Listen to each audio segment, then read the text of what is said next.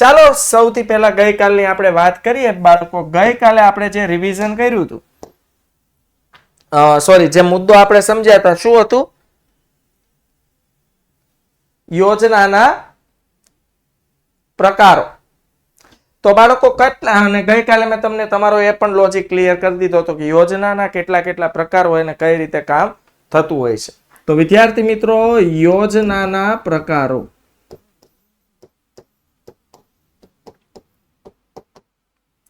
આપણે જોયું હતું કે ભાઈ કાકા આ શું આવ્યું?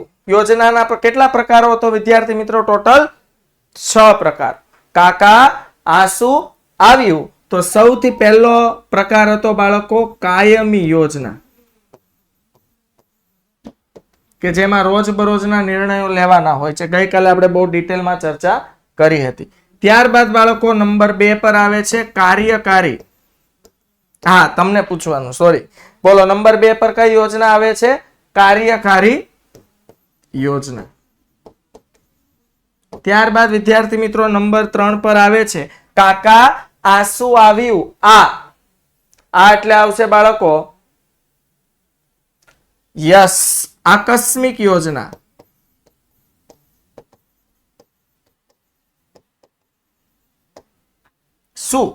સુનિયોજિત એટલે વિદ્યાર્થી મિત્રો બોલાઈ ગયું. ઓકે વિદ્યાર્થી મિત્રો, શું એટલે આવશે સુનિયોજિત યોજના.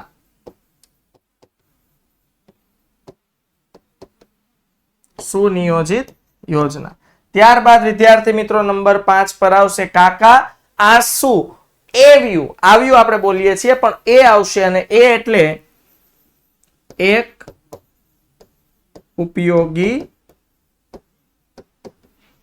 યોજના. અને ત્યારબાદ વિદ્યાર્થી મિત્રો નંબર 6 આવશે વ્યૂ, અને વ્યૂ એટલે આવશે બાળકો વ્યૂહાત્મક યોજના. કાકા આ શું આવ્યું? તો બાળકો આ 6 યોજના છે જેને આપણે કહીએ છીએ કે યોજનાના પ્રકાર. ફરીથી રિપીટ તમને દર વખતે યાદ કરાવવું મને ગમશે કે આ ચેપ્ટરમાંથી 5 ગુણના પ્રશ્ન પૂછાય છે. એટલે આપણે આ ચેપ્ટર શરૂ થયું ને ત્યારથી લાક્ષણિકતાઓ, યોજનાના પ્રકારો, આ બધા 5-5 ગુણના પ્રશ્નો છે બાળકો. સમજાય છે? એટલે 5 ગુણના પ્રશ્નોની સાથે 2 અને 3 ગુણના પ્રશ્નો પણ પૂછાય છે. ઓકે, તો આ ચેપ્ટરનો ફાયદો શું થાય? મોટા પ્રશ્નો આપણે કરવાના છે.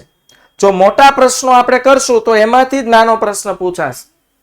ઓકે, એટલે મોટા જે પ્રશ્નો છે, જેમ કે આ યોજનાના પ્રકાર, આજે આપણે સમજવાના છીએ બાળકો આયોજનના ઘટકો.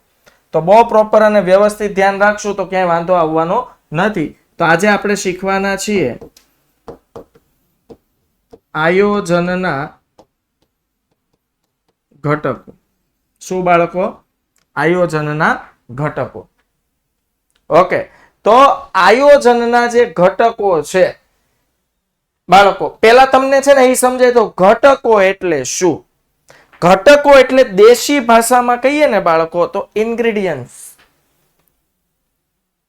તમને એમ થાય સાહેબ ઇન્ગ્રેડિયન્ટ્સ એટલે ઘટકો.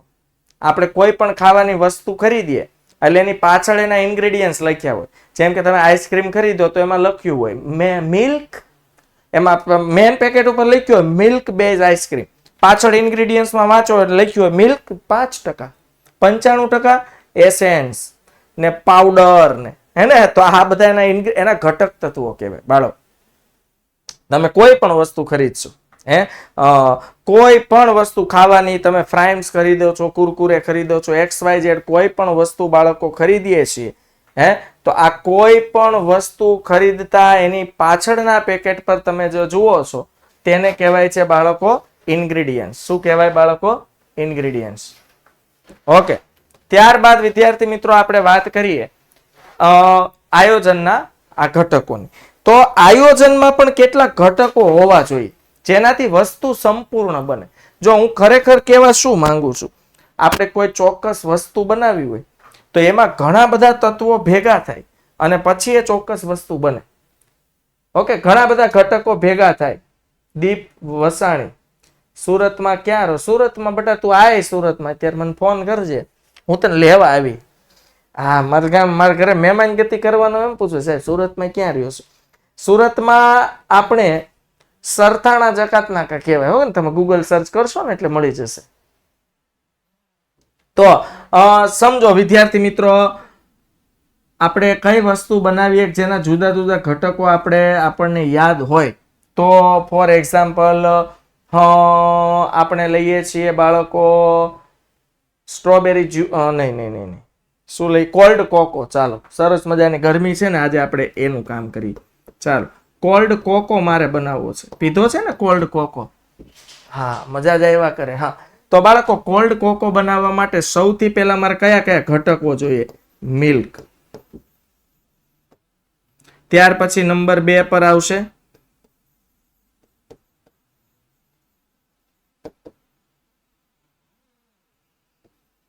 Chocolate powder. ઓકે, નંબર 2 પર આવશે બાળકો ચોકલેટ પાવડર. ત્યાર પછી નંબર 3 પર આવશે સુગર. આ પાવડર આવી જાય એટલે એનાથી કોકો કેવો થઈ જાય? થિકનેસ આવી જાય, એમાં ઘટ્ટ થઈ જાય. ઓકે, તો બાળકો આ 3 એના ઘટક તત્વો ભેગા થયા ત્યારે થઈને શું બની ગયો? કોકો. હવે મારો કહેવાનો મતલબ એ જ છે કે આયોજનના પણ કેટલા ઘટકો છે. જો એ ઘટકો બધા ભેગા થશે ને તો ધંધાકીય એકમનું ચોક્કસ પ્યોર પરફેક્ટ આયોજન બનશે. Okay, no comments please. બિનજરૂરી no comments. I have to zoom your comments. Okay, તો વિદ્યાર્થી મિત્રો, ઘટકો એટલે શું આઈડિયા આવી ગયો તમને? એટલે ઘણી વાર હું આપણે પ્રશ્નથી જ નથી ખબર હોતી. આપણે એ પ્રકારે ભણતા હોઈએ છીએ કે સાહેબ પ્રશ્નથી જ નથી ખબર, જવાબ સમજવા બેઠા છે, કઈ રીતે મેળ પાડો.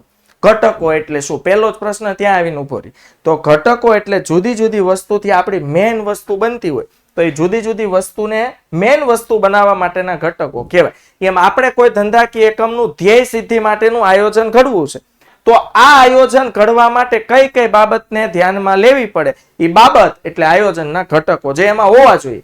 કોઈ એક વસ્તુ ન હોય ને તો એ ફિક્કું લાગે, ન બને એમ નથી કહેતો. હાલો વિદ્યાર્થી મિત્રો, હું શું કહું છું? ચાલો, મિલ્ક છે, ચોકલેટ પાવડર છે, સુગર નથી, તો હું એમ નહીં કહું કોકો નહીં બને. કોકો બનશે પણ મેળ વગરનો, એનો કોઈ ટેસ્ટ નહીં હોય. તો આયોજનના હું હમણાં ઘટકો સમજાવીશ. એ ઘટકોમાંથી કોઈ એક કે બે ઘટક નહીં હોય ને બાળકો, તો પણ આયોજન થશે, પણ એ આયોજનમાં દમ નહીં હોય, તાકાત નહીં હોય, પાવર નહીં હોય ધ્યેય સિદ્ધિ કરવા માટે. Okay, done. સમજાય છે વિદ્યાર્થી મિત્રો? ક્લિયર થાય છે? યસ ઓર નો? તો આ છે આયોજનના ઘટકો. ચાલો, ગઈકાલે કાકા આંસુ આવ્યું, આજે નીની આવી. તમે જો નાનું છોકરું સૂતું હોય ને બાળકો ન, તો આમ ઝોલા ખાતું એટલે આપણે શું પૂછીએ? નીની આવે છે, નીની આવે છે. ઓકે, નીની એટલે હું ખબર, આપણી દેશી કાઠિયાવાડી ભાષામાં નીની એટલે મમ્મી શું છે, કાલી ખેલી ભાષામાં એના દીકરા દીકરી નાનું બાળક હોય એને સમજાવતો હોય. નીની એટલે ઊંઘ. અને વિધિ નામની એક છોકરી છે એમ સમજી લ્યો. હે વિધિ, નીની કા આવ્યું? આપણે શું પૂછવાનું? એ વિધિ નામની છોકરી અચાનક આપણે આમ નાની એકદમ મસ્ત નાની ક્યુટ નાનું બેબલી છે, બરોબર, ઢીંગલી, તો આપણે શું કહેવાનું કે હે વિધિ, નીની કા આવ્યું? એટલે નીની કેમ આવી? બસ આવા વિદ્યાર્થી મિત્રો પ્રોનાઉન્સિએશન થી વિચારશો ને તો ચાવી પણ તમને ઝડપથી યાદ રહી જશે. સમજાય છે? ક્લિયર થાય છે? ઓકે, તો આ પ્રોનાઉન્સિએશન ને આ રીતે વિદ્યાર્થી મિત્રો આપણે વિચારવાનું છે કે હે વિધિ, નીની કા આવ્યું? શું બોલશું બાળકો? હે વિધિ, નીની કા આવ્યું? રહેશે યાદ? એવરીબડી યસ ઓર નો? તો આયોજનના ટોટલ કેટલા ઘટકો છે? 8 ઘટકો. કેટલા? 8. હે વિધિ, નીની કા આવ્યું? નીની એટલે ઊંઘ, વિધિ છે નાની બેબલી છે, બરોબર, કા આવ્યું. હવે જો આવ્યું આપણે મનમાં બોલવાનું પણ આવ્યું થાય, સમજાણું? ઓકે, તો જોઈએ એનો પહેલો ઘટક છે હેતુ. સાહેબ મારે આયોજન ઘડવું છે પણ એના કોઈ હેતુ નથી. જો મેં એમ કીધું, આમ તમે બંને વસ્તુ અહીંયા લેજો. આપણે કોલ્ડ કોકો બનાવ્યો તો આ એના 3 ઘટકો ભલે ને એમાં હતા. કયા 3 ઘટકો હતા? સૌથી પહેલા મિલ્ક. ફરીથી ભલે મારે લખવું પડે પણ સમજાવવું જોઈએ. બીજું શું હતું બાળકો? Chocolate powder. અને ત્રીજું શું હતું બાળકો? સુગર. ઓકે, ચાલો હવે વિદ્યાર્થી મિત્રો મારે બનાવવું છે આયોજન. અહીંયા મેં બનાવ્યું કોલ્ડ કોકો, હવે મારે બનાવવું છે આયોજન. હું કોલ્ડ કોકો બનાવું તો એનો હેતુ શું હોય? કોક પીવા વાળું તો હોવું જોઈએ ને, પીવાનું કોલ્ડ કોકો. ઓકે, તો આયોજનનું પહેલું ઘટક છે હેતુ. એલા હેતુ જ નથી, ધ્યેય જ નથી, ગોલ જ નથી, હે તો આયોજન ઘડવાનું છે શેના માટે? મોટો પ્રશ્ન. બીજું વિદ્યાર્થી મિત્રો છે હે વિધિ. તો વિધિ, પદ્ધતિ અને રીત, આખું નામ જ આવી જાય છે બાળકો. વિધિ અથવા એને કહેવાય પદ્ધતિ અથવા રીત. જો આ ઘટકો છે બાળકો, સમજાય છે? કોકો બનાવવાના ઘટકો.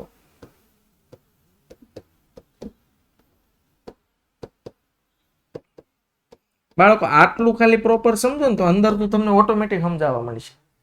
હા, મેન વસ્તુ એ છે, સમજવાનું પોઈન્ટ આ છે. તો નંબર 3 પર હાલો, વિધિ, પદ્ધતિ એટલે અને રીત. ચાલો, હું આયોજન ઘડવું છે તો મેં એક હેતુ નક્કી કર્યો. મારા ધંધાકીય એકમનો ચોક્કસ ધ્યેય છે. આ ધ્યેયને સિદ્ધ કરવા માટે કોઈ ચોક્કસ પદ્ધતિ હોવી જોઈએ. આડેધડ ધ્યેય સિદ્ધ ન થાય. હાલો, તમે સ્કૂલ ચલાવો છો તો તમારી સ્કૂલનો એક ગોલ છે, એક ધ્યેય છે કે મારી સ્કૂલમાં આ વખતે મારે 12 કોમર્સમાં ટોટલ 150 છોકરા છે, એમાંથી 20 છોકરાઓને A1 ગ્રેડ લેવડાવવો છે. તો A1 લાવવા માટે આપણે છોકરાઓ પાસેથી એ પ્રમાણે મહેનત કરાવડાવવી પડે. હાલો, અને ચોક્કસ પદ્ધતિસરની મહેનત કરાવવી પડે. પણ તમે એમ કહો હાલ ભાઈ 3 દી તને કયું વાંચવું ગમે, આલી વાત નાખજે. 3 દી એકાઉન્ટ, હાલ ભાઈ BA સાહેબ મજા આવે તો વાંચવાનું. એમ થોડો કઈ ગોલ કે ધ્યેય સિદ્ધ થાય. ઓકે, ત્રીજો ઘટક કયો છે ખબર? નિયમ. બાળકો આયોજનમાં ચોક્કસ નિયમો હોવા જોઈએ. શું કામ? આયોજન ભવિષ્ય માટે છે, ભવિષ્ય અચોક્કસ છે. હવે આપણને ખબર છે કે ભવિષ્ય અચોક્કસ છે, એના માટે આયોજન ફોલો કરવાનું છે, તો કેટલાક નિયમો તો હોવા જોઈએ. વગર નિયમનું આયોજન કઈ રીતે કરવું? સમજાય છે? હા, નિયમ હોવા જોઈએ. રોડ રસ્તા છે, રોડ રસ્તા ઉપર ચાલતા વાહનો છે, પણ વાહન ચલાવવાના નિયમો નથી, તો એક્સિડન્ટના પ્રમાણ વધવાના જ છે.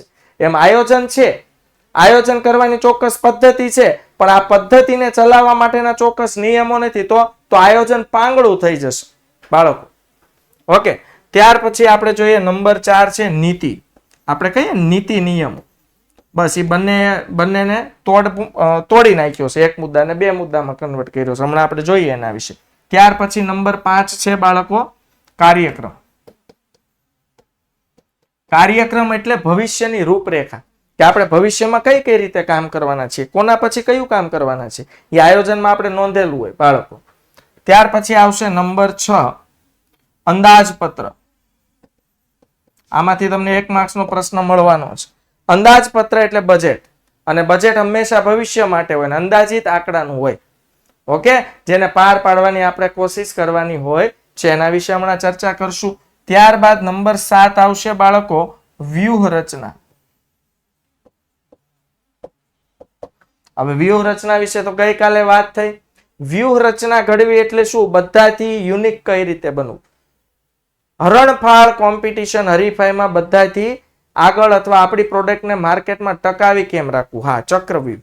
ઓકે, તો આયોજનના 7 ઘટકો છે. હે વિધિ, નિની કા આવ્યું? તો પહેલું ઘટક આવશે હેતુઓ, પછી વિધિ, પદ્ધતિ કે રીતો, એક જ થયું.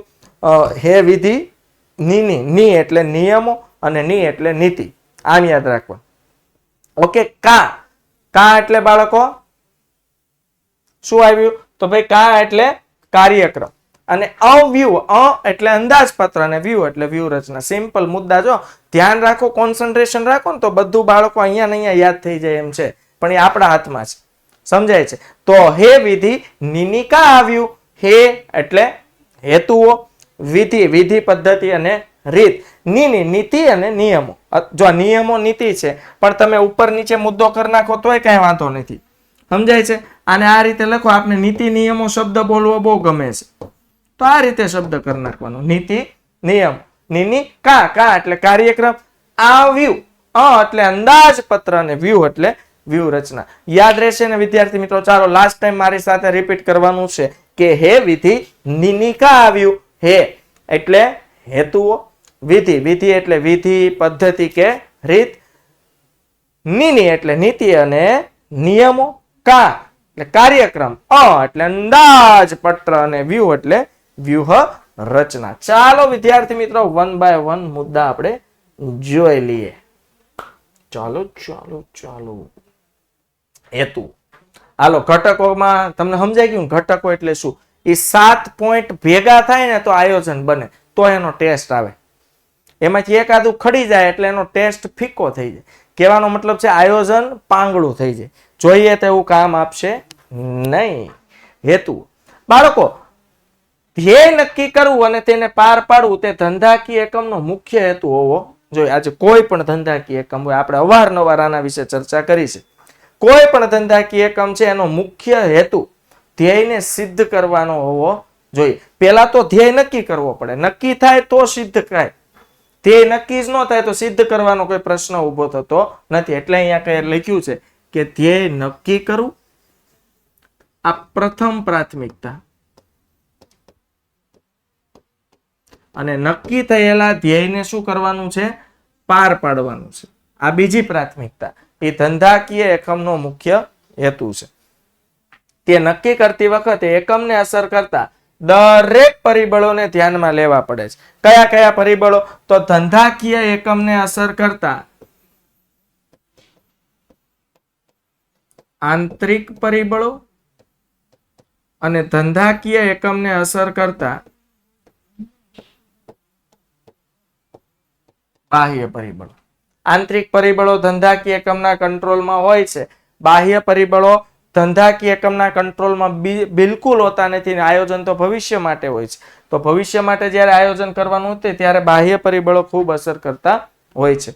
તો ધ્યેય સિદ્ધિ કરી શકાય તેવા વાસ્તવિક હોવા. ચાલો આના વિશે આપણે ચર્ચા કરી છે. હા કે ના? કે ધ્યેય ફેકબાજી હોવા જોઈએ નહીં. આપણી કેપેસિટી હોય તેવો ધ્યેય નક્કી કરવો જોઈએ જેને આપણે સિદ્ધ કરી શકીએ. અને હા, કેપેસિટી કરતા પણ મોટો ધ્યેય ગોલ નક્કી કરી શકાય, પણ એને સિદ્ધ કરવા માટે આપણી મહેનત પણ એ લેવલની વધારવી પડે. સિમ્પલ વસ્તુ છે. ઓકે, તો ધ્યેય સિદ્ધ કરી શકાય તેવા કેવા વાસ્તવિક હોવા જોઈએ. તે વધારે પડતા મહત્વાકાંક્ષી ન હોવા જોઈએ. જો વિદ્યાર્થી મિત્રો, જો તમારા વાલી જોતા હોય ને તો એના માટે મારી એક સલાહ છે કે મહત્વાકાંક્ષી નહીં બનવા. વાલીઓને ખાસ કહું છું. જો ઘણાના વાલી પણ જોવે છે, મને ખબર છે. ઓકે, તો વાલીઓ જો જોતા ને, મહત્વાકાંક્ષી એટલે શું? આપણા બાળક પર આપણે 100% વિશ્વાસ રાખવાનો છે. આપણું બાળક કોઈ કુસંગત મિત્રના વર્તુળમાં ના આવી જાય, બધું ધ્યાન રાખવાનું છે. પણ આપણા બાળક પાસે મહત્વાકાંક્ષી નથી બની જવાનું. કેવી? કે ભાઈ આપણું બાળક એની કેપેસિટી પ્રમાણે કામ કરે છે, 60% એને આવે છે, તો 60 થી 65% એટલે એની કેપેસિટી છે એ પ્રમાણે ભલે લડતો, ભલે મહેનત કરતો, પણ તમે 60-65 ની બાળક હોય અને એની પાસેથી 80 કે 85 કે 90% અપેક્ષા રાખીએ અને એને હંમેશા કોસીએ, તો એની જે ટકાવારી હોય એના કરતા પણ ડાઉન થાય, એનો કોન્ફિડન્સ, એનું મોરલ પણ તૂટે. અને વિદ્યાર્થીઓ કેટલીક વખત આપણા માટે નકારાત્મક વિચારે, મને ટોક કરે છે, મને રોકટોક કરે છે. ઓકે, આને મહત્વાકાંક્ષી કહેવાય. હવે વિદ્યાર્થી મિત્રો તમને સમજાવું કે મહત્વાકાંક્ષી એટલે શું? કે આપણે કોઈની પાસેથી ધાર્યા કરતા વધુ મોટી અપેક્ષા રાખીએ ને મહત્વાકાંક્ષી કહેવાય. સમજો, તમે 5 વિદ્યાર્થીઓ છો, એમાં મને ખબર છે કે 2 વિદ્યાર્થી એવા છે કે જેની પાસેથી હું 90% ધારીશ ને તો મને મળી જશે, પણ બાકીના 3 વિદ્યાર્થી એવા છે નથી એને યાદ રહેતું. એમાં એનો વાંક નથી કે ભાઈ એને 85% આવે છે, હું ગમે તેમ મહેનત કરીશ ને તો એ નાની મોટી ભૂલો કરી જ નાખે છે, તો એની પાસે એને મારે 90-95% અપેક્ષા રાખું તો એ મારી વધારે પડતી મહત્વાકાંક્ષા કહેવાય. કોઈ એવું બાળક છે, બાળકો કે જેને આર્ટ્સમાં રસ છે, આર્ટ્સ એટલે ડ્રોઈંગમાં રસ છે અથવા મ્યુઝિકમાં રસ છે, હવે આવા બાળક પાસે હું ડોક્ટર બનવાની અપેક્ષા રાખું તો મારી મહત્વાકાંક્ષા કહેવાય. જેને કહેવાય ને કે ભાઈ સચિન તેંડુલકર પાસે હું ગીત ગાવાની અપેક્ષા રાખું, એ મોટી મહત્વાકાંક્ષા છે, કારણ કે એનું ટેલેન્ટ ક્રિકેટ રમવામાં છે, એનું ટેલેન્ટ ગીત ગાવામાં નથી. હાલો, તો કહેવાનો મારો મતલબ એ જ છે કે આયોજનના સૌથી પહેલા, આયોજનને પાર પાડવું હોય તો સૌથી પહેલા ધ્યેય નક્કી કરવા પડે, અને આ ધ્યેય નક્કી કર્યા પછી ધ્યેયને પાર પાડવા માટેનો આયોજનનો પહેલો હેતુ, એટલે હેતુ એ પહેલું ઘટક છે. ઓકે, અને આયોજન નક્કી કરતી વખતે ધંધાકીય એકમને અસર કરતા આંતરિક અને બાહ્ય પરિબળોને પણ ધ્યાનમાં લેવા જોઈએ, અને જે ધ્યેય આપણે નક્કી કરીએ છીએ તે ધ્યેય વાસ્તવિક પાર પાડી શકાય તેવા હોવા જોઈએ, અને ધ્યેય મહત્વકાંક્ષી તો બિલકુલ ન હોવા જોઈએ. 1 મિનિટ.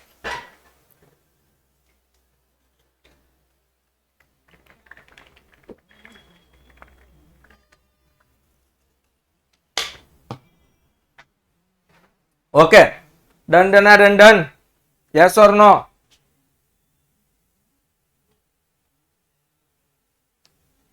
ચાલો, उसके बाद વિધિ, પદ્ધતિ અને રીત.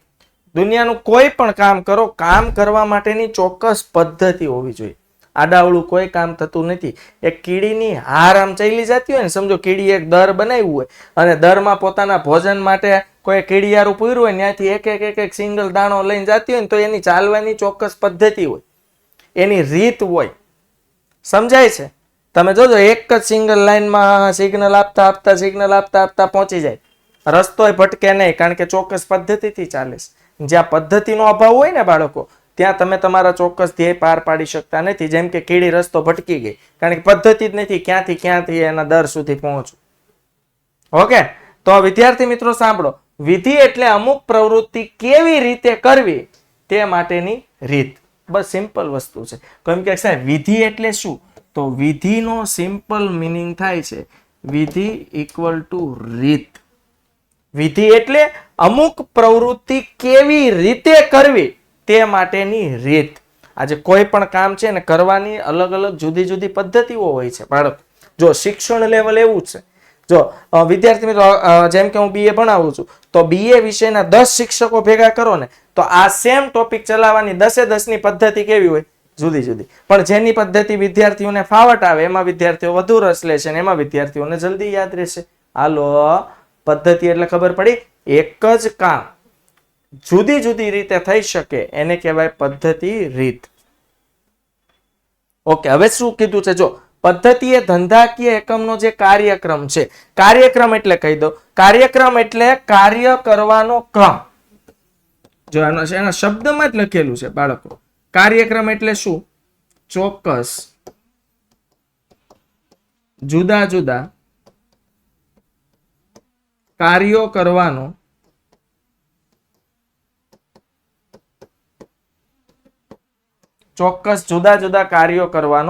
ક્રમ. તો પદ્ધતિ એ એકમનો કાર્યક્રમ પાર પાડવાની વ્યવસ્થા દર્શાવે છે.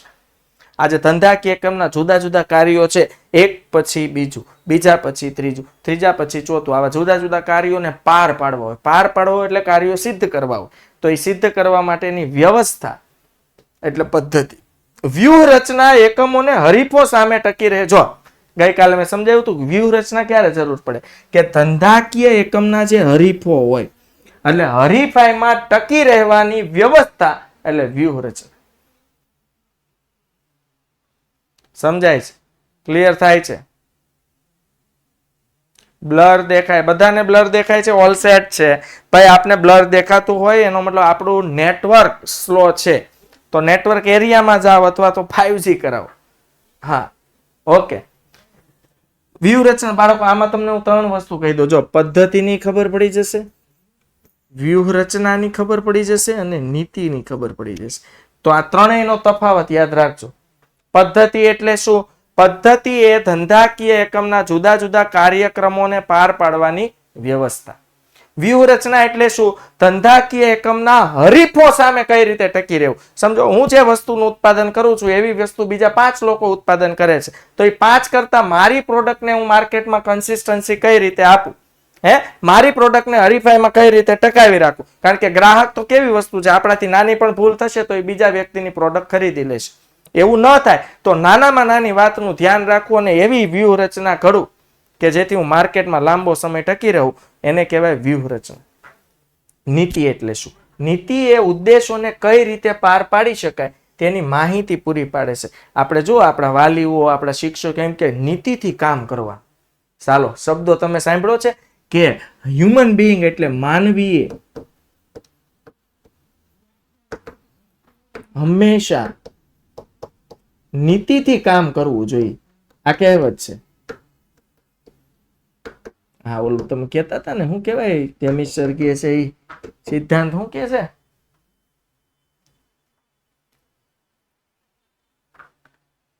હા, સંસારનો નિયમ જોઈ લો. જે મિસ્ટરને કહેજો સાહેબે આપ્યો તો સંસારનો નિયમ શું કે માનવીએ હંમેશા નીતિથી કામ કરવું જોઈએ. વિદ્યાર્થી મિત્રો, તમને લાગુ પડે, મને લાગુ પડે ને ઓલ હ્યુમન બીઈંગને લાગુ પડે. નીતિથી કામ કરવું જોઈએ એટલે શું? આપણા ફાયદા માટે બીજા કોઈને નુકસાન થાય એવા કોઈ પણ પ્રકારના પ્રયત્નો ન કરવા જોઈએ. આ સિમ્પલ લોજિક, આને કહેવાય નીતિ. ગમે તેવી મુશ્કેલ પરિસ્થિતિ હોય, હું નીતિથી જ કામ કરીશ. હું તમને એક ઉદાહરણ આપું. મારી નીતિ એવી છે કે ભાઈ મારે કોઈના પૈસા ખોટા નથી કરવાનું, કોઈનું ખોટું લેવું નથી. તો થયું કેવું? ઉદાહરણ આપું છું. એક દુકાનમાં હું ગયો, બાળકો, મેં દુકાનદાર એક વસ્તુ મેં ખરીદી 100 રૂપિયાની, દુકાનદારને મેં 100 રૂપિયા આપ્યા અને દુકાનદારને એવું થયું કે મેં 500 રૂપિયા આપ્યા, એટલે દુકાનદારે મને 400 રૂપિયા પાછા આપ્યા. હાલો, સમજાય છે? જો મારી નીતિ સારી હોત ને તો હું શું કરું છું? 100 રૂપિયા મેં આપ્યા છે, મને તો ખબર જ છે ને, મારા ઓલા વ્યક્તિ ભૂલી ગયો છે, નિર્દોષ તો એ વ્યક્તિ છે.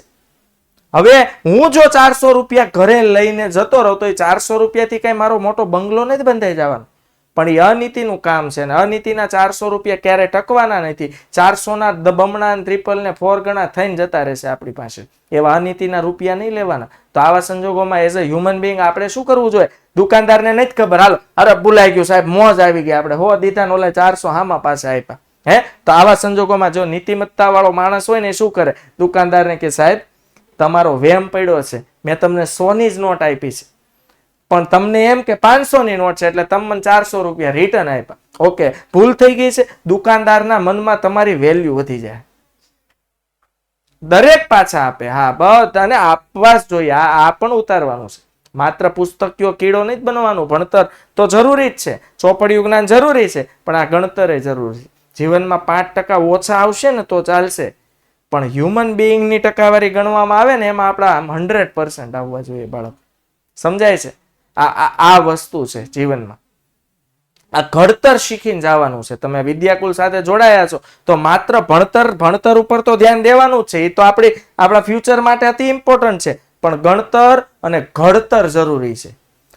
પથ્થરનો ટુકડો પડ્યો હોય તો ઠેસ વાગે એટલે આપણે પથ્થરને કોસીએ, પણ એ જ પથ્થરનું જો ઘડતર કરી દેવામાં આવે, સરસ મજાનું નકશીકામ કરીને પથ્થર કોતરીને મૂર્તિ બનાવી દેવામાં આવે તો લોકો એની પૂજાઈ કરે. આ ઘડતરનું મહત્વ છે બાળકો. ઈમાનદારી, પ્રામાણિકતા રાખવી જોઈએ. આ નીતિ કહેવાય. તો ધંધાકીય એકમમાં નીતિ એ ઉદ્દેશોને કઈ રીતે પાર પાડી શકાય તેની માહિતી પૂરી પાડે છે.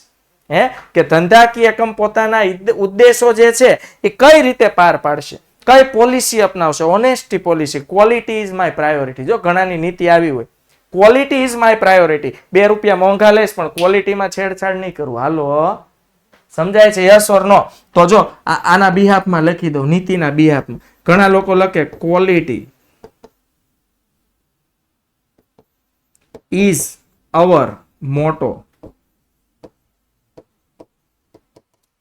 એટલે એમાં અમારો ગોલ શું છે ખબર? ગ્રાહકોને ક્વોલિટી પ્રોડક્ટ આપવા. તો આ એની નીતિ કહેવાય. હવે એની નીતિ બગડી ક્યારે કહેવાય? કીધું હોય ક્વોલિટી પ્રોડક્ટ આપવાનું, ક્વોલિટીમાં છેડછાડ કરીને ક્વોલિટીની બેન્ડ વગાડે, એ અનીતિ વાળું કામ કહેવાય, જે કરાય નહીં. આપણને એમ લાગે ધંધાકીય એકમમાં અનીતિ વાપરો ને એટલે ટૂંકા સમય માટે તમે પૈસો બનાવી લો. કારણ કે તમે 10 રૂપિયાની વસ્તુ જે 8 રૂપિયામાં બને છે, બાળકો સાંભળજો, તો 8 રૂપિયામાં બને ને તો બેસ્ટ ક્વોલિટી આવે તો તમને નફો 2 જ રૂપિયા મળે છે. હાલો, પણ તમે એ વસ્તુની ક્વોલિટી બગાડીને વસ્તુ 5 રૂપિયામાં બનાવો છો, એટલે નફો તમને કેટલો મળ્યો? 5 રૂપિયા મળ્યો, 3 રૂપિયા નફો વધી ગયો. ટૂંકા સમય માટે તમને બહુ મજા આવશે, પણ લોંગ ટાઈમે તમારી છાપ ખરાબ થશે, કારણ કે તમારી ક્વોલિટી ખરાબ છે ને ગ્રાહક તમારી ક્વોલિટીથી દૂર ભાગશે, અને અનીતિનું નુકસાન તમારે આજ નહીં તો કાલ ભવિષ્યમાં ભોગવવું પડશે. ધંધો બંધ આવે ને એવાય દાખલા મેં જોયા છે. એટલે નીતિમત્તા જાળવી રાખવાની. 5 કસ્ટમર ઓછા આવશે, 5 રૂપિયા, 5000 રૂપિયા, 5 લાખ રૂપિયાનો નફો ઓછો થશે, પણ જે થશે ને એ વટનો અને નીતિનો નફો થશે. ઓકે, આગળ જોઈએ બાળકો. તો વિધિ, પદ્ધતિ અને રીત. વિધિ એટલે અમુક પ્રવૃત્તિ કેવી રીતે કરવી તે માટેની રીત. બાળકો, પદ્ધતિ એકમનો કાર્યક્રમ પાર પાડવાની વ્યવસ્થા દર્શાવે છે. સાંભળજો, ત્રણેય ત્રિપુટી એક સાથે છે, આ યાદ રાખજો ને વ્યવસ્થિત લખીને નોટ આઉટ કરજો.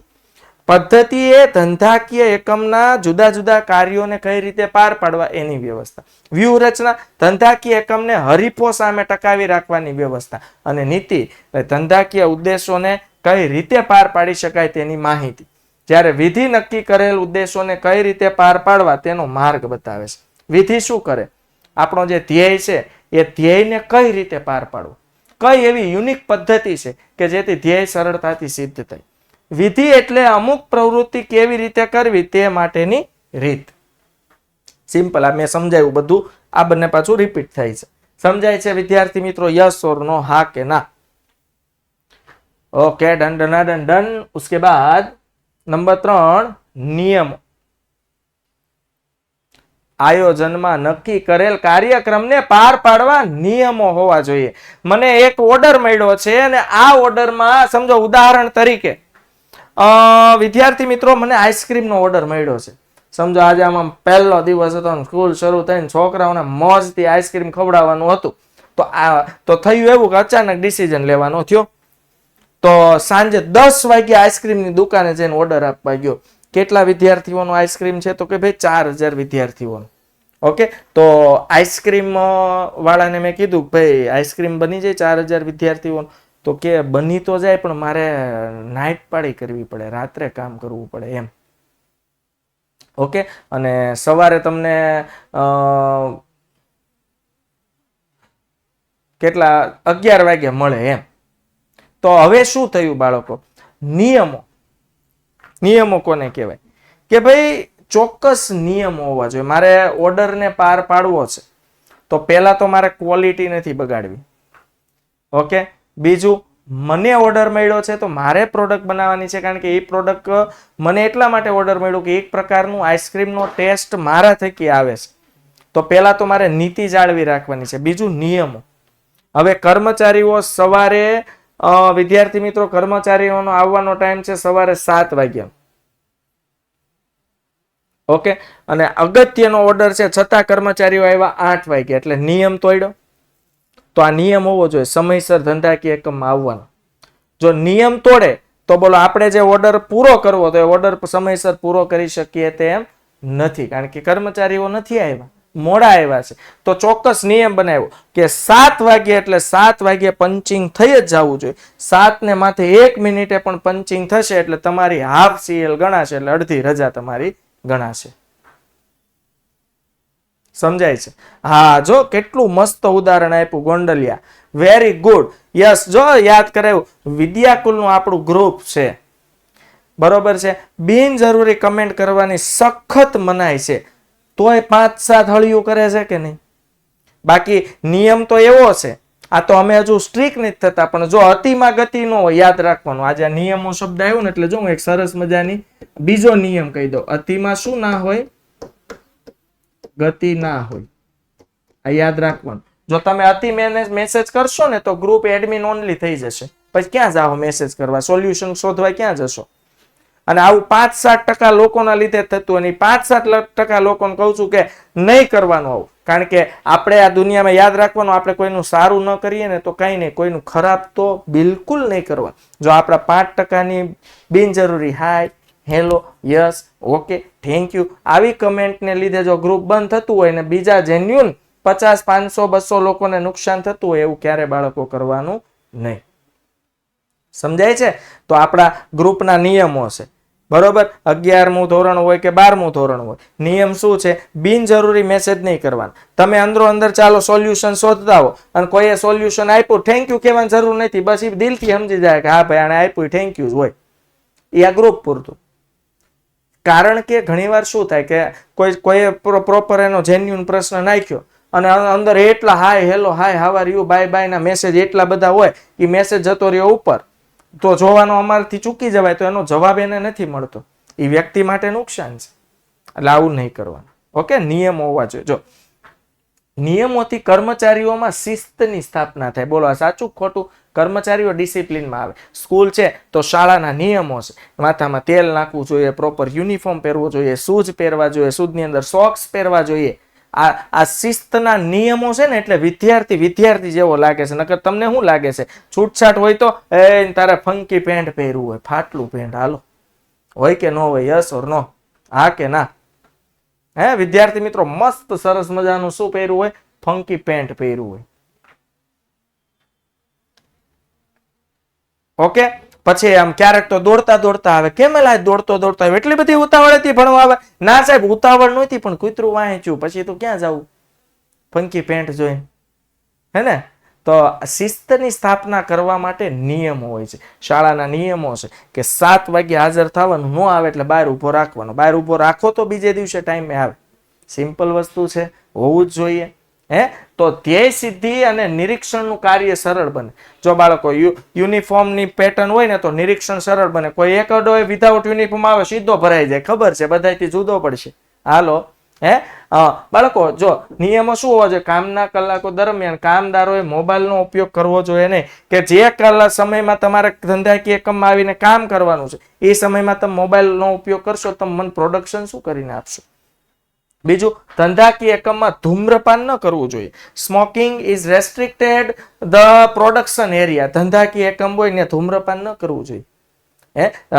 પેટ્રોલ પંપ હોય ત્યાં કેવો નિયમ હોય કે ભાઈ પેટ્રોલ પંપના અમુક એરિયામાં ધૂમ્રપાન કરવાની સખત મનાઈ છે, અને હોવી જ જોઈએ. એવા નિયમ ન હોય તો મેળ આવે, મન ફાવે એમ બધા ત્યાં કરે ને, ક્યારે આગ લાગે કઈ નક્કી બને નહીં. તો આ નિયમો હોવા જોઈએ. તમે પણ અગ્રી થાવ છો.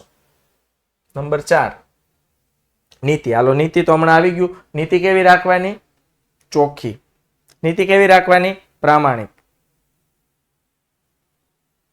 ઓકે. આયોજનમાં નક્કી કરેલા ધ્યેયને પાર પાડવા સંચાલકો જે નિર્ણયો અને વ્યૂહરચના નક્કી કરે તેને નીતિ કહેવાય. આયોજનમાં નક્કી કરેલો જે ધ્યેય છે, ધ્યેય એટલે ગોલ, એ ગોલને પાર પાડવા માટે સંચાલકો જે નિર્ણયો અને વ્યૂહરચના નક્કી કરે એને નીતિ કહેવાય. બાળકો, જો હું તમને એક નીતિનું મસ્ત ઉદાહરણ આપું. ચાલો, તમારે 12મા ધોરણમાં 95-90% લાવવા છે, તો તમે ખુદ મહેનત કરીને લાવો ને, એ નીતિ કહેવાય. ઘણા શું કરે, સમજો તમે 2 પાકા ભાઈબંધ અથવા બહેનોનું ઉદાહરણ લઈએ, 2 પાકી બેનપણીઓ છે. તમે બંને બહુ ખૂબ હોશિયાર છો.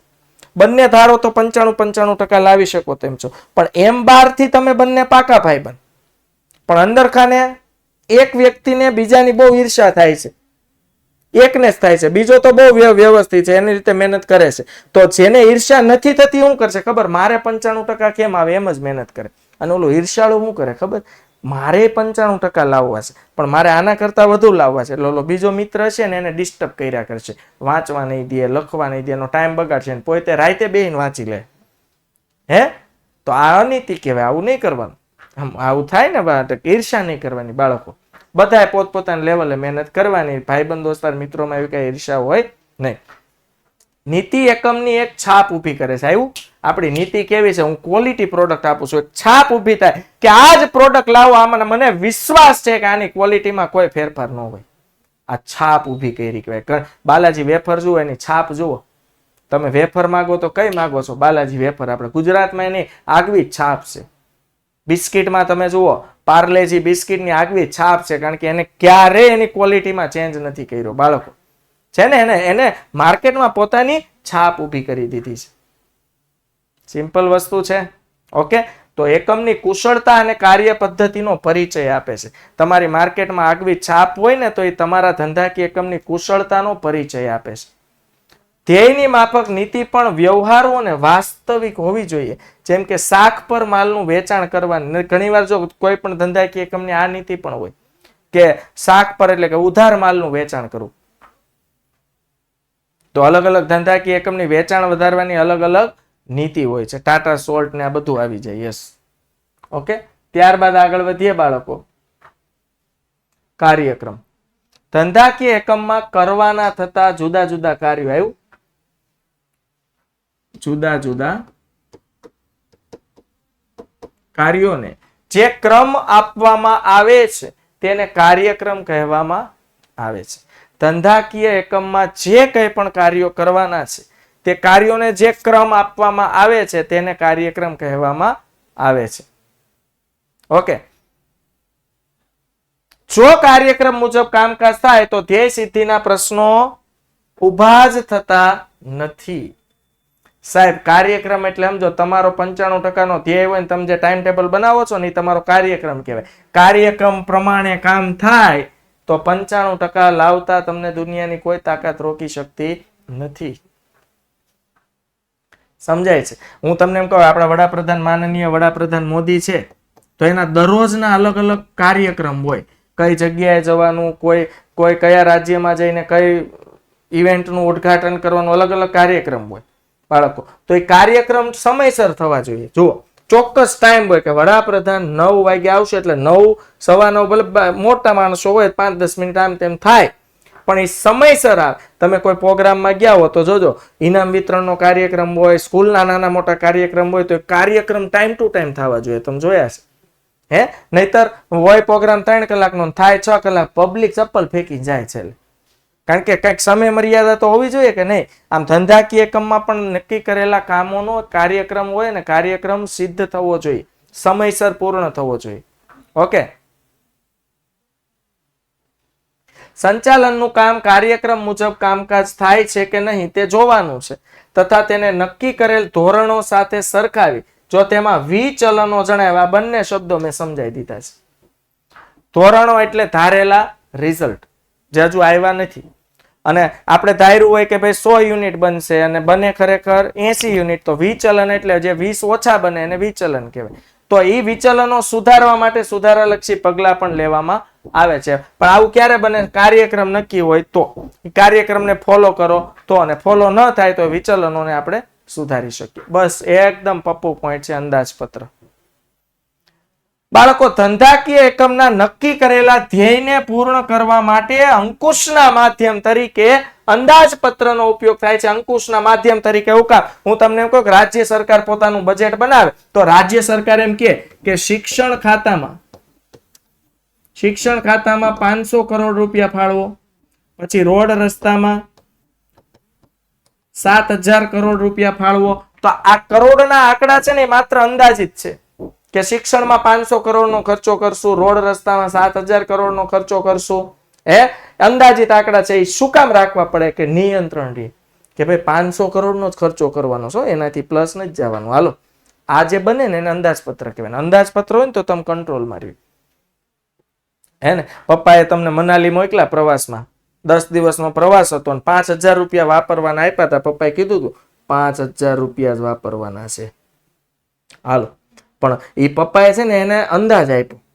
હવે પપ્પાએ સાઈડમાં શિક્ષક હોય ને, એના જે શિક્ષક પ્રવાસે લઈ જતા ને, સાઈડમાં બાળકની ગેરહાજરીમાં કીધું હોય કે આ છોકરો સાથે છે, 5,000 મેં આપ્યા છે, ઘટે ને તો તમે મને ફોન કરજો, હું આપીશ. પણ એને ન કહેતા, નકર એ લિમિટ ક્રોસ કરીને વાપરશે. કારણ કે એને ભાન નથી કે પૈસાની શું વેલ્યુ છે, કે જરૂર હોય તો વપરાય કે ન વપરાય. હે ને? હા, ચાલો બાળકો, અંદાજપત્રના પ્રકાર, વેરી મોસ્ટ ઇમ્પોર્ટન્ટ પ્રશ્ન 1 ગુણ. અંદાજપત્રના કયા કયા પ્રકારો છે? તો મૂડી ખર્ચ અંદાજપત્ર, ઉત્પાદન અંદાજપત્ર, ઉત્પાદન ખર્ચ અંદાજપત્ર. આ તો 2 યાદ રહી ગયું, વચ્ચે ખર્ચ ઉમેરવાનું છે. વેચાણ અંદાજપત્ર અને રોકડ અંદાજપત્ર. કેટલા પ્રકાર થયા? 5. ફરીથી બોલું છું, મૂડી ખર્ચ અંદાજપત્ર, પછી 2 ભેગા બોલવાના, ઉત્પાદન અંદાજપત્ર, ઉત્પાદન ખર્ચ અંદાજપત્ર, વેચાણ અંદાજપત્ર અને રોકડ અંદાજપત્ર. હવે આ દરેક અંદાજપત્ર વિશે સમજવા બેસીને આખો લેક્ચર જોઈએ, પણ ક્યારેક હું તમને ટૂંકમાં એની માહિતી આપીશ. અત્યારે ખાલી આપણે માત્ર નામ યાદ રાખવાના છે. અંદાજપત્રના કેટલા પ્રકાર? મૂડી અંદાજપત્ર, ઉત્પાદન અંદાજપત્ર, ઉત્પાદન ખર્ચ અંદાજપત્ર, વેચાણ અંદાજપત્ર, રોકડ અંદાજપત્ર. જો બાળકો, ધંધાકીય એકમના વિવિધ વિભાગોના અંદાજપત્રોને આધારે એકમનું જે મુખ્ય અંદાજપત્ર તૈયાર કરવામાં આવે તેને સર્વોચ્ચ અંદાજપત્ર કહે છે. 1 ગુણનો બીજો પ્રશ્ન.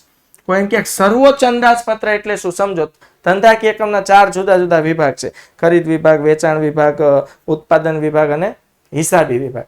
આ 4 વિભાગના અંદાજપત્રો તૈયાર થાય તો એકમના વિવિધ વિભાગના અંદાજપત્રો તૈયાર થયા. એના આધારે એક બીજું એનાલિસિસ કરીને એક બીજું આ 4 અંદાજપત્રોને આધારે જે નવું અંદાજપત્ર બનાવવામાં આવે ને એને મુખ્ય એટલે કે સર્વોચ્ચ અંદાજપત્ર કહેવામાં આવે છે. મુખ્ય, સર્વોચ્ચ. સમજાય છે? ક્લિયર થાય છે એવરીબડી? યસ ઓર નો? અને છેલ્લો મુદ્દો છે વ્યૂહરચના. બસ ધંધાકીય એકમે પોતાના હરીફો સામે ટકી રહેવા માટે જે વ્યવસ્થા ઘડવી પડે છે તેને વ્યૂહરચના કહે છે. તો આયોજનમાં નક્કી કરેલા ઉદ્દેશોને પાર પાડવા ઉપયોગમાં લેવામાં આવતી યુક્તિ, યુનિક. આપણે આપણા હરીફોથી અલગ તરી આવવું હોય તો આપણે કંઈક યુનિક, કંઈક નવું આપવું પડે અને સમય કરતા વહેલું આપવું પડે. આ યાદ રાખજો. આ દુનિયા એવી છે કે તમે જે વસ્તુ વિચારો ને એ વસ્તુ માર્કેટમાં લોકો બનાવવા માંડ્યા હોય, તો આપણે એટલું ફાસ્ટ થવાનું છે કે વિચાર્યા ભેગું બનાવવાનું શરૂ કરવા. ઓકે, તો તેનાથી એકમ બજારમાં હરીફો સામે ટકી શકે. તમે ખાદ્ય પદાર્થ બનાવો છો તો એમાં એવું જ છે, નવી નવી પ્રોડક્ટ લોન્ચ કરતા જ રહેવું પડે.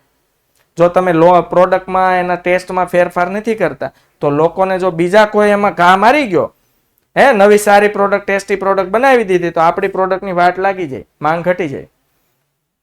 તો વ્યૂહરચનાનો ઉપયોગ લશ્કર અને રમતગમત જેવા ક્ષેત્રમાં મોટા પ્રમાણમાં કરવામાં આવે. સામાન્ય વસ્તુ છે, ક્રિકેટ છે, સામેવાળી ટીમને હરાવી હોય તો ચોક્કસ વ્યૂહરચના ઘડવી પડે. જે વ્યૂહરચના રમતા 11 ખેલાડીને ખબર હોય અને કોચને ખબર હોય કે શું કરવાનું છે. ઓલા લોકોએ ધાર્યું હોય કે ભાઈ હાર્દિક પંડ્યા બોલિંગ નાખવા આવશે, પણ આ લોકોની વ્યૂહરચના એવી હોય કે જસપ્રીત બુમરાહ આવે બોલિંગ નાખવા. આ વ્યૂહરચના જીતવા માટે. તો વ્યૂહરચના હરીફોથી ગુપ્ત રહે છે. ભાઈ મારી સામેવાળી ટીમ જે છે એ વ્યક્તિને ખબર જ ન હોવી જોઈએ કે હવે હું નેક્સ્ટ ઓવર કોને આપવાનો છે. આ વ્યૂહરચના. ધાર્યું હોય કે ભાઈ યુજવેન્દ્ર ચહલ આવશે, ખબર પડે આ તો રવિચંદ્રન અશ્વિન આવી ગયો. હાલો, સમજાય છે? ક્લિયર થાય છે એવરીબડી? ઓકે, તો સૌથી પહેલા આપણે કરવું છે પોલ. પોલમાં ધ્યાન આપશું. સમજાય છે ને એવરીબડી? યસ ઓર નો? હા, કેટલા વિદ્યાર્થીઓ જોડાયા છે? અમુકને તો શું છે, ટાઈમના એટલા પાબંદ છે સાહેબ, 6 નો ટકોરો થાય ને એટલે બાપુ ઉભા નો રહ્યો, વયા જાય. હા, ટાઈમને એટલા પાબંદ કહેવાય એને. ન ઉભા રહે સાહેબ અમારાથી, આ ઊભું જ ન રહેવાય, કારણ કે 6 વાગે તો અમારે પછી અપોઇન્ટમેન્ટ હોય સાહેબ. એમ. ઓકે, ચાલો, સમજાઈ રહ્યું છે ને બાળકો?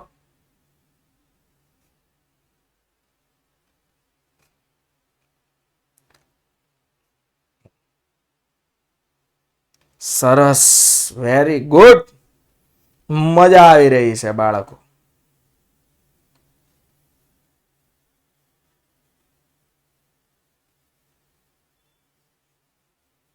વાહ, સરસ.